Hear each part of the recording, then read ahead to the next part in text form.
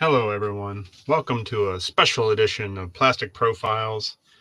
Our topic today is the G.I. Joe Retro line, the first 15 figures.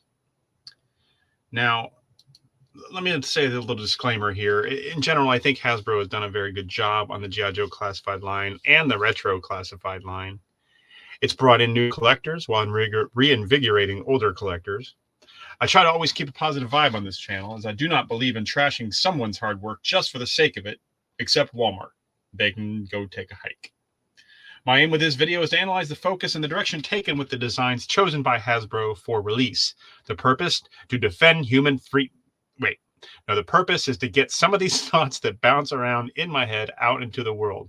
Also, maybe it will help to predict the classified series and the retro series designs and where they could be headed with their future releases.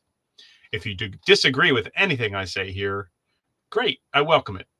Tell me why. So let's get into it.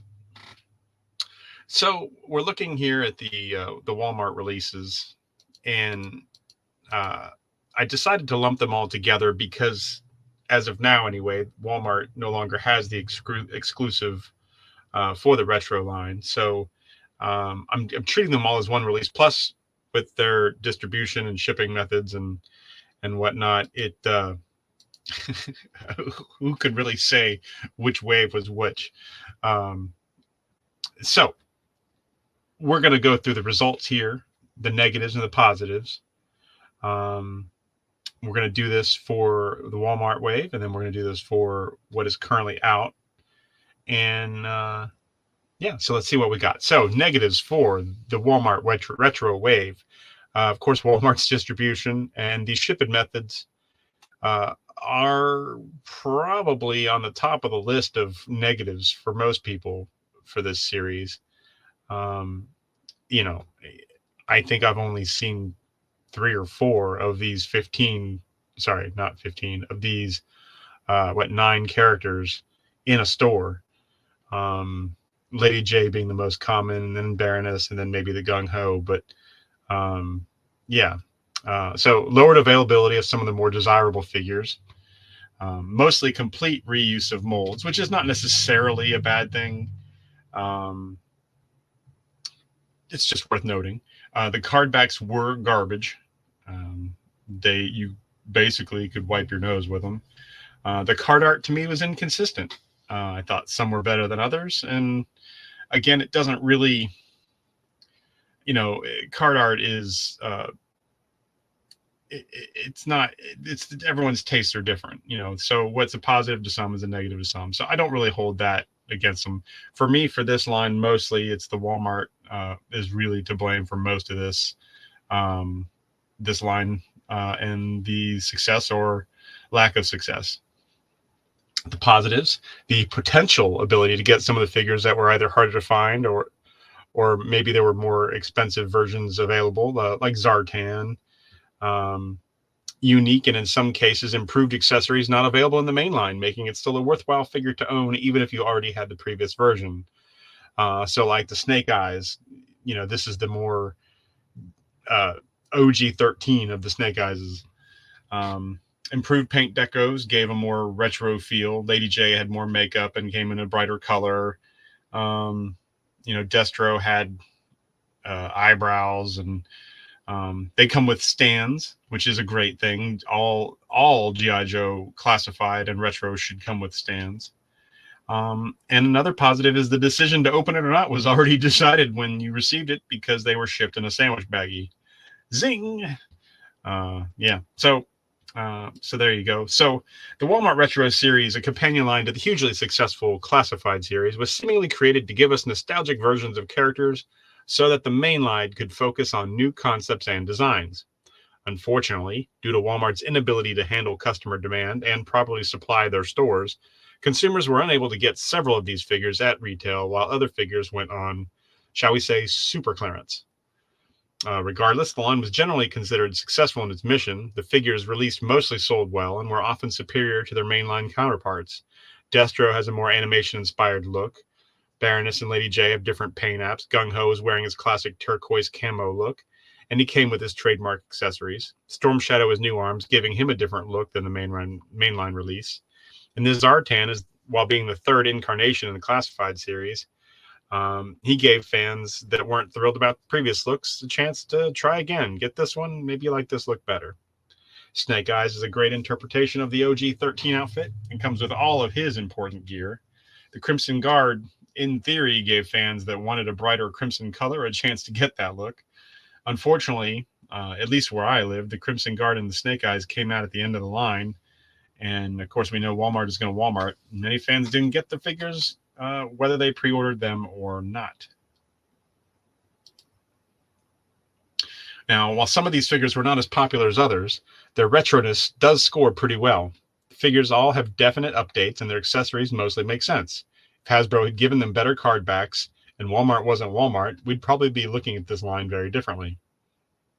So I gave this overall wave an overall score of 5.5 out of 10. That does take into account the shipping and the pack and the card backs and things like that. But what we're here for is the retroness of it all. And they scored pretty well in retro. They scored 7.5 out of 10. I think nearly all of them came with the accessories they should have. And yeah, I think it's a strong wave. I think, like I said, if they had different packaging and they'd been shipped in boxes, I think that we'd be looking back on this wave as differently than we do now. So here's the HasLab HissTank Mickey Mouse Cobra Commander. I'm not really going to judge this or grade this. I think it's just an example of a figure that we know is coming up, the standard Cobra Commander. I think it'll give us a clue as to one of the figures that's going to be coming up. I think it's probably going to come with very similar accessories. And yeah, I'm all for it. It's a great design.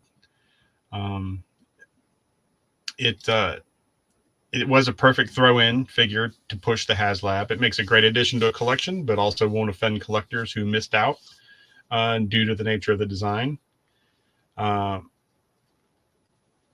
Because of the Mickey Mouse-ness, not everybody has a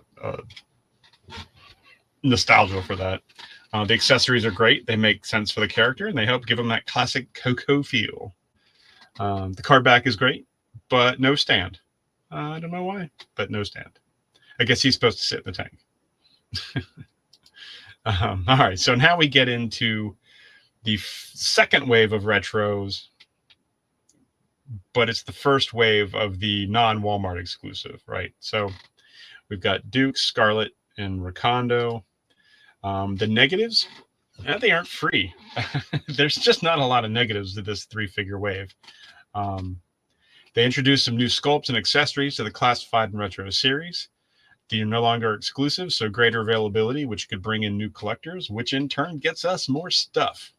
Some badly needed releases to replace first wave designs that are generally considered unpopular, and in Rakondo's case, his long-awaited standard uniform appearance.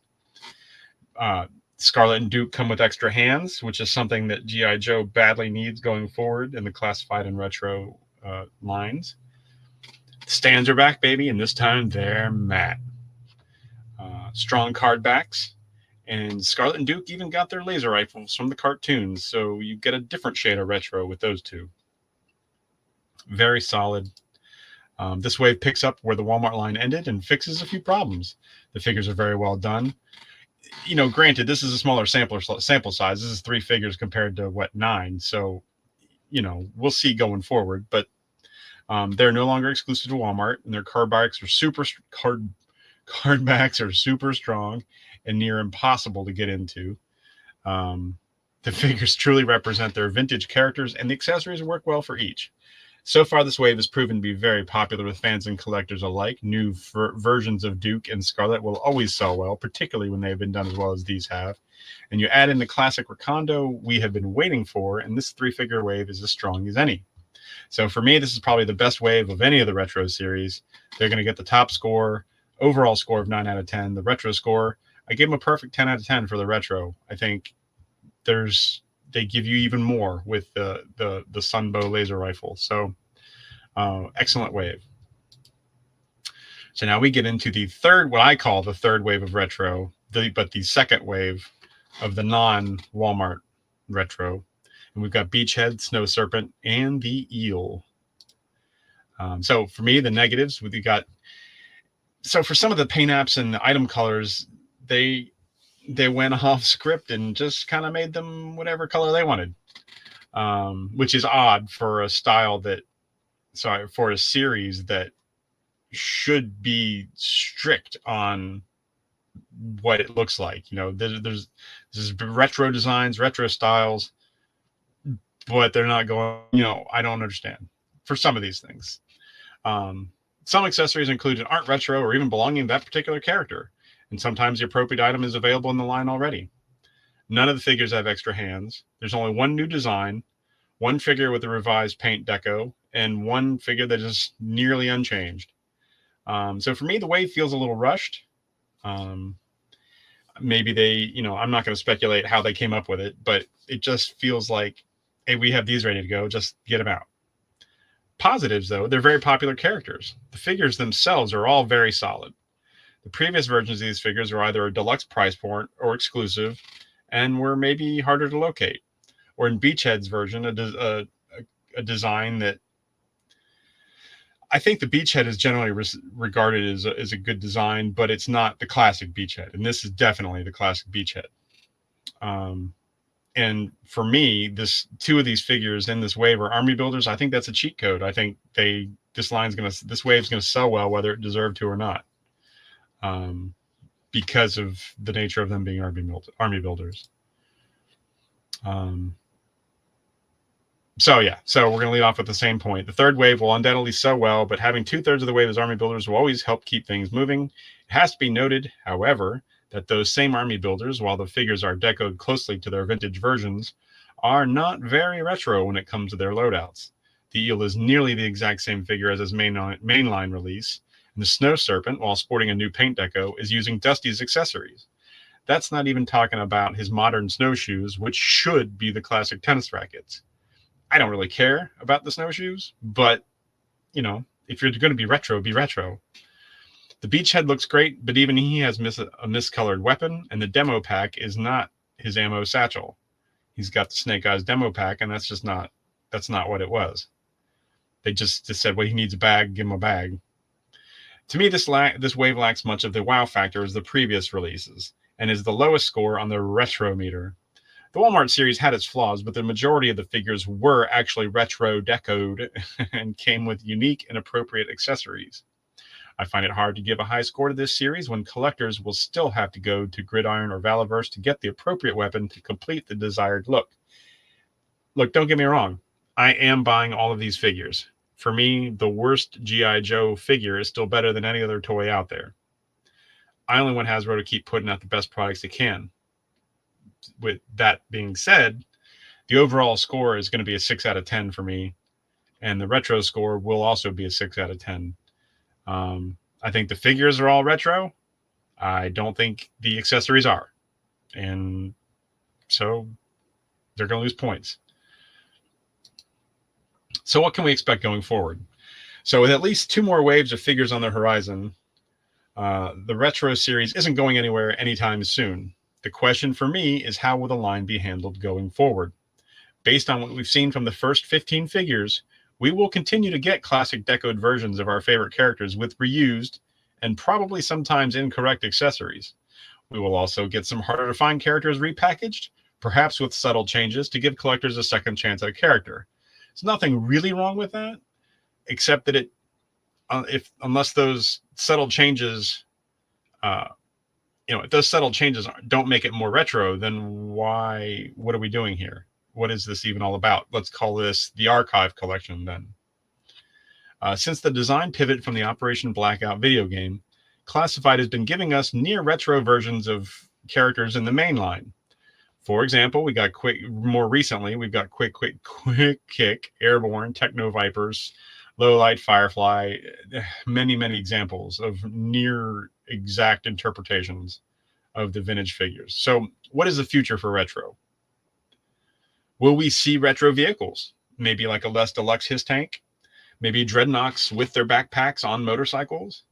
Maybe OG-13 style Joes with small vintage inspired playsets like, say, Checkpoint Alpha or the machine gun machine gun nest with extra accessories like the vintage accessory packs. Perhaps this is how they'll incorporate live action movie characters into 6-inch. Um, I don't know.